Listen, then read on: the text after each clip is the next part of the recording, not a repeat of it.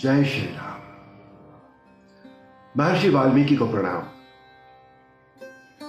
महर्षि वाल्मीकि संध्या वंदन के लिए स्नान कर रहे होते हैं, तभी एक क्रोच पक्षी को एक व्याध तीर मार देता है। व्याध यानी शिकारी, और उसके विरह में उसका साथी पक्षी भी मर जाता है। इस हृदय को द्रवित करने वाली घटना से महर्षि वाल्मीकि क्रोधित होकर उस व्याध को श्राप देते हैं, और वो श्राप 4 समान चरण युक्त एक श्लोक के रूप में उनके मुख से निकलता है।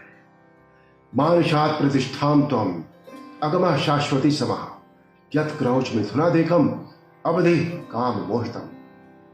भौतिक संसार का ये पहला छंदबद्ध श्लोक था जिसे गाया भी जा सकता है। ब्रह्मा जी के निर्देश और आदेश पर यहीं से रामायण महाकाव्य के सृजन का शुभारंभ होता है। रामचरितमानस में गोस्वामी तुलसीदास जी ने कहा है, नाना भांति राम अवतारा रामायण सतकोटि अपारा। अर्थात श्री राम के अनेकानेक अवतार हैं और सैकड़ों रामायण हैं। इसी प्रकार राम कथा के वक्ता और श्रोता भी कई हैं, परंतु ये कथा जिसे महर्षि वाल्मीकि जी महाकाव्य के रूप में लिख रहे हैं, ये वो कथा है जो महाज्ञानी काकभुशुंडी जी ने भगवान श्री हरि के वाहन गरुड़ जी को सुनाई थी, और जो उस समय घटित भी हो रही है। राज्यसभा में नए मंत्रिमंडल के साथ प्रशासनिक व्यवस्थाओं पर चर्चा करते हुए राम जी कहते हैं, सुनिए क्या कहते हैं। प्रजा से कर लेना आवश्यक है, परंतु राजा को कर उसी प्रकार लेना चाहिए जैसे सूर्य धरती से जल सोखते हैं।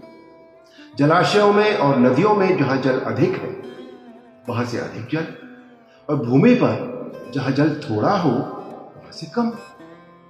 जल सोखकर उससे मेघ बनाए जाते हैं, और मेघ वही जल पृथ्वी पर वापस लौटाते हैं, परंतु पूरी पृथ्वी पर बराबर बराबर वृष्टि करती। यही राजा का कर्तव्य है कि राज्य के कुछ प्रमुख व्यक्तियों से इकट्ठा किया हुआ कर प्रजा के हित के कामों में बराबर बराबर बांट दें।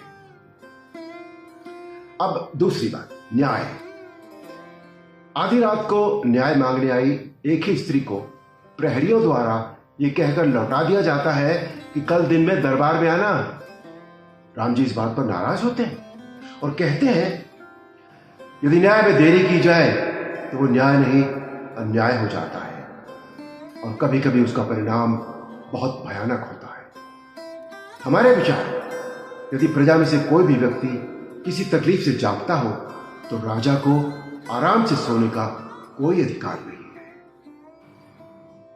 प्रजा के किसी भी व्यक्ति को राजा के पास आने में उतनी ही सुविधा होनी चाहिए जितनी एक सन्यासी की कुटिया में जाने में। ऐसा है श्री राम का न्याय और राम की न्याय व्यवस्था, जो राज दरबार के महामंत्री से लेकर समाज के अंतिम नागरिक तक सबके लिए समान रूप से उपलब्ध है। और आज न्याय के लिए न सिर्फ लंबी लंबी प्रतीक्षा होती है, बल्कि कभी कभी तो न्याय की प्रतीक्षा में पीड़ित व्यक्ति दुनिया ही छोड़ देता है। रसूख, धन का अभाव और दबाव, ऐसे में न्याय कितना निष्पक्ष है आज ये किसी से छिपा नहीं है। और आज ऐसे में बहुत जरूरत है रामायण की और श्री राम के आदर्श की। जय श्री राम।